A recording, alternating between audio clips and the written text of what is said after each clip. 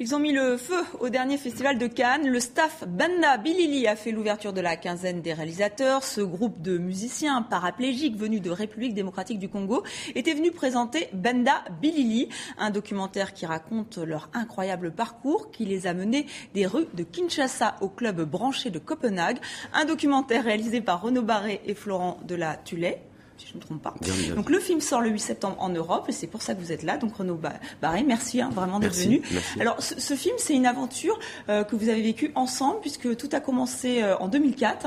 Et donc vous tournez le film et vous êtes presque un acteur de cette aventure. Oui, en fait, ce qui est assez amusant, c'est qu'au départ, on pensait pas du tout faire un film.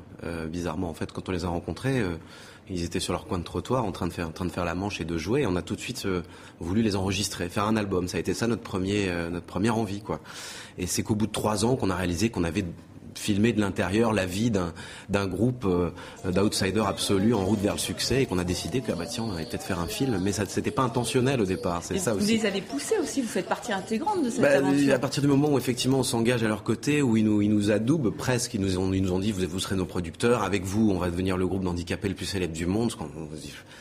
Donc on pouvait pas ne pas le faire. C'était une rencontre. Je pense que des rencontres comme ça, on n'en fait pas 3 dans sa vie, quoi. Donc soit on joue à fond avec eux, soit on tourne les talons. Et je pense qu'on le regrette très longtemps, quoi. Oui, et là vous ne le regrettez pas du tout. Non, ça a été non, un succès énorme, aussi bien l'album. Et maintenant, le documentaire, on l'espère, qui a bien marché au Festival de Cannes, qui sort donc le 8 septembre. Et donc, on va voir un extrait de ce documentaire et on va surtout les écouter, chanter et faire de la musique, les Banda Bilili. C'est parti.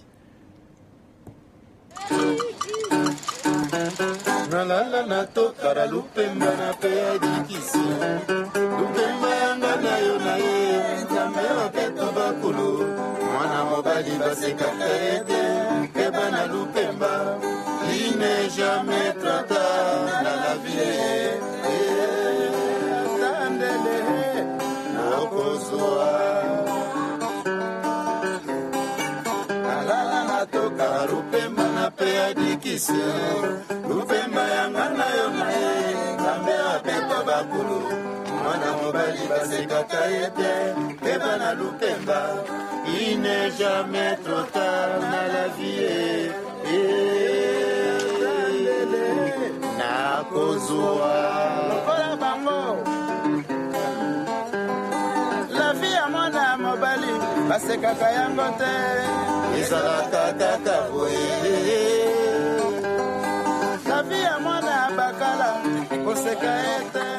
Vraiment, c'est un parcours. Alors, vous parlez d'une odyssée bancale, ce qui est assez savoureux, mais c'est vrai que c'est incroyable. Ils vivent dans la rue, on voit les enfants qui dorment sur des cartons. Maintenant, ils dorment dans des hôtels 5 étoiles. Maintenant, tout parfois. va mieux. Ouais. Mais on sent qu'eux, ils y croyaient, mais depuis le début. On a vu Papa Ricky, c'est le leader du groupe.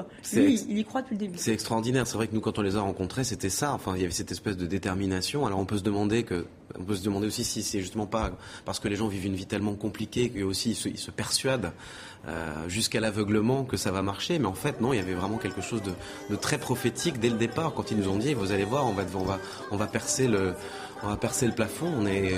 Voilà, nous on a été effectivement acteurs de tout ça, mais jamais on aurait imaginé que ça prendrait une telle dimension. Mais eux n'ont jamais douté, jamais une seconde. Et alors dans le documentaire, justement, ce qui est aussi très intéressant, c'est qu'on voit un portrait en creux de la société quinoise, de l'univers des enfants des rues. Vous nous emmenez au jardin zoologique, qui est important aussi pour le groupe, et vous donnez la parole aux enfants des rues. Ouais, c'est-à-dire que nous, effectivement, les Banda Bilili nous ont ouvert les portes de leur monde, en fait, puisque ce sont un peu les caïds de la rue de Kinshasa. Ils nous ont ouvert les portes de leur monde. C'est le monde, effectivement, des enfants des rues. Et pour nous, c'était très très important. Alors c'est bien sûr avec une longue immersion qu'on peut, je pense aussi avoir ce type de discussion dans un film entre des enfants. Il y a leur rêve d'Europe. Ils parlent d'un paradis perdu en parlant de leur pays. Ouais, c'est ça. Et en fait, pour nous, c'est vrai que les Banda Bilili sont un peu les porte-parole de toute cette population, qui est un peu laissée pour compte et totalement prise en otage en fait de la situation du pays. C'est un pays immensément riche où les gens ne mangent pas.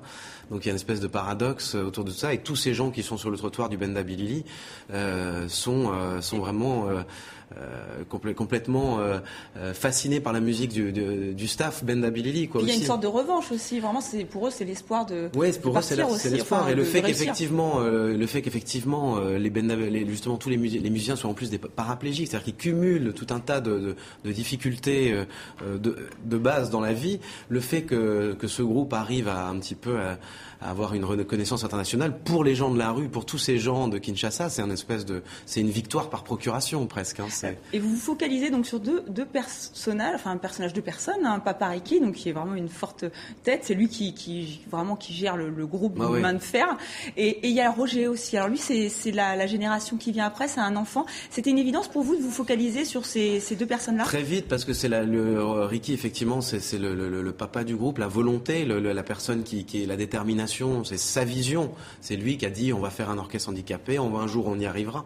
Et puis cet enfant des rues qui joue un instrument de musique qu'il a lui-même inventé, qui fait c'est un instrument à une seule corde. Oui, on le voit jouer, presque, mais c'est un satongé.